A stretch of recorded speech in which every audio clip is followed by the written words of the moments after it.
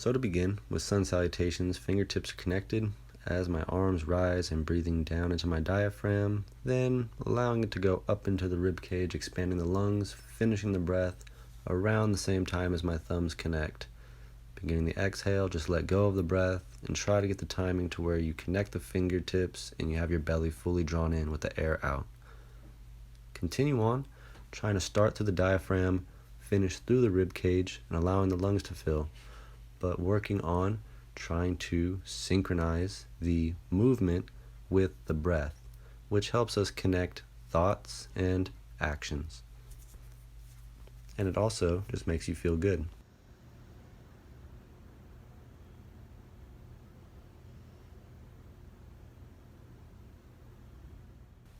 Observe as my belly button draws in towards my spine and up my body in order to push air out of my nose, and then the diaphragm goes down and out in order to pull air into the nose, sort of like a bag or a balloon filling. I recommend, as you're doing these sun salutations, to start at the diaphragm when you're beginning the inhalation. Imagine the breath is water and your torso is the glass, and you're going to fill it from the bottom to the top and allowing it to fill every single inch on the way up. Keeping the glutes squeezed, spine aligned. Use a mirror to your side if you have to take a quick look.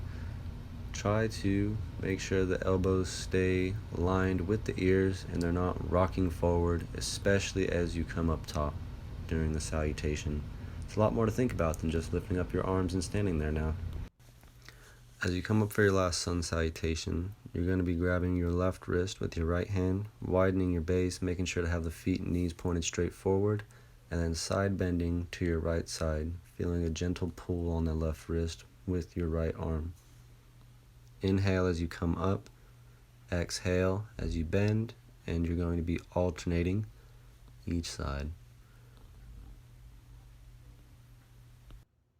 From the side angle, don't have the hips sticking back, nor are we rounded. We want right in between with the glutes squeezed actively and the belly button drawn in. Then, as you side bend, just trying to make sure that the chest doesn't fold forward like you see here, which is common.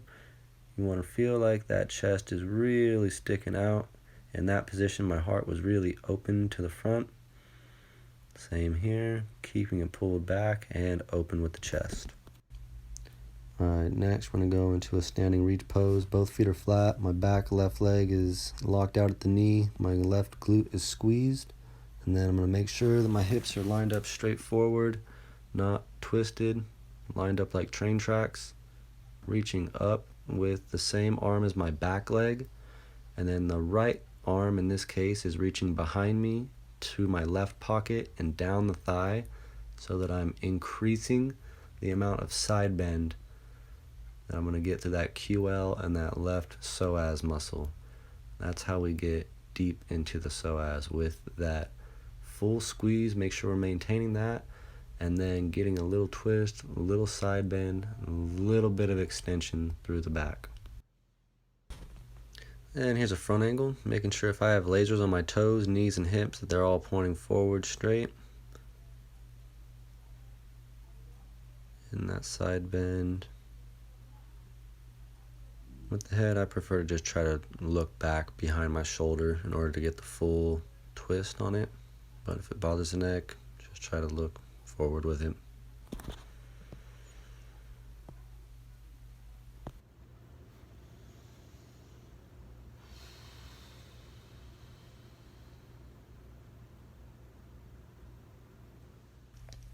Next, for the hamstrings, we're doing good mornings. So I want you to stick the tailbone up the spine like you're trying to arch the back.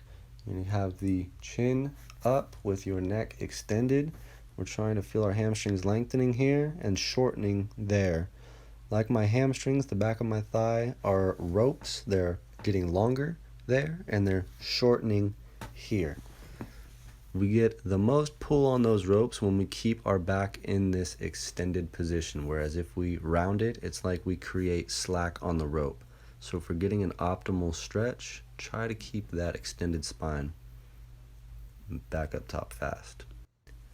Next, we're going with a leg crossed ragdoll. So we're going to have the same motion as a good morning, as long as you can comfortably. We don't want it to become excruciating. Reach that limit and then round the back, relax the spine, then to come up head first, neck first, and then work down the spinal column one vertebrae at a time, following the motion. Sticking hips back, feeling a deep stretch to the hamstring, a little bit of the glute, a little bit of IT band, relaxing down here. Help push the chin up to extend fully. So you can see from the side, I want to keep my spine extended, just like in that good morning for the optimal stretch. I'm pausing when I reach that limit. That limit is not excruciating. There's no sharp shooting pain or feeling like it's tearing. I'm just feeling good length through the muscle. I especially don't encourage deep, intense stretching prior to lifting weights, nor do I recommend long stretching holds prior to lifting weights. As a general mobility routine, hold this between 4 to 8 seconds each time you go down, performing about 3 to 6 reps. Next is a standing pretzel stretch, so make sure you grab onto something that is sturdy. Squat down slowly, primarily hinging, and as you further progress with the stretch, you'll be able to get a deep knee bend like I have there. And then you can also go side to side with the motion and feel a difference with the stretch. You might find that you prefer to kind of drive that leg that's on top across the body a bit in order to feel the stretch more.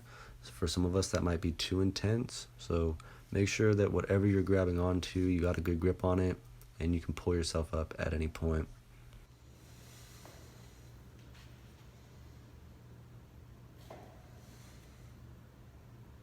Next, make your way to the floor, but don't do it sloppily. Try to squat down into the frog rock position, or reverse lunge down, or any lunge variation down to the floor, but try not to reach around. Ankles are going to go inside of the ankles to the floor, forearms to the floor. As I'm sitting back, I'm exhaling, pushing air out by drawing the belly in, then I'm pulling air in by pushing my belly out.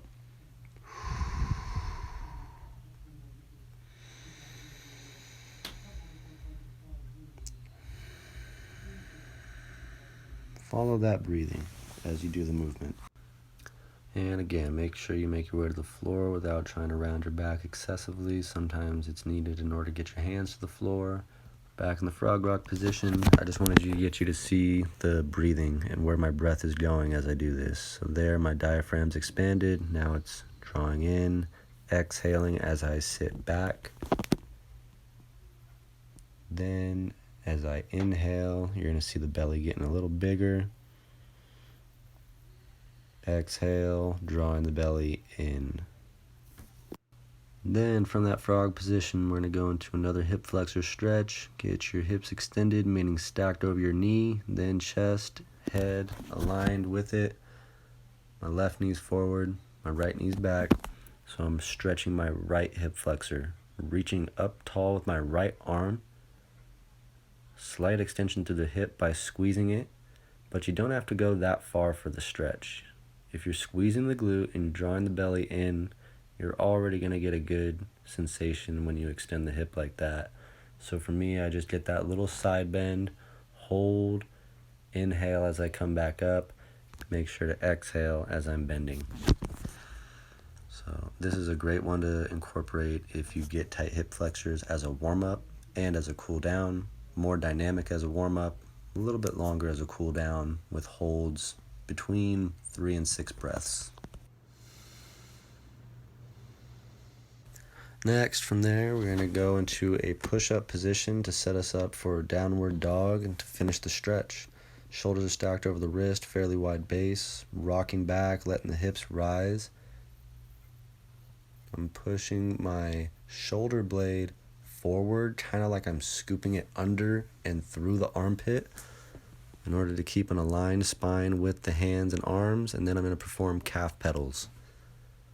Getting a good deep stretch on that for about 2 to 3 seconds at a time. From there, walk back to the feet and enjoy ragdoll for 4 to 8 breaths to finish. Then bring the head up first, extending the neck, finishing to the spine. Enjoy.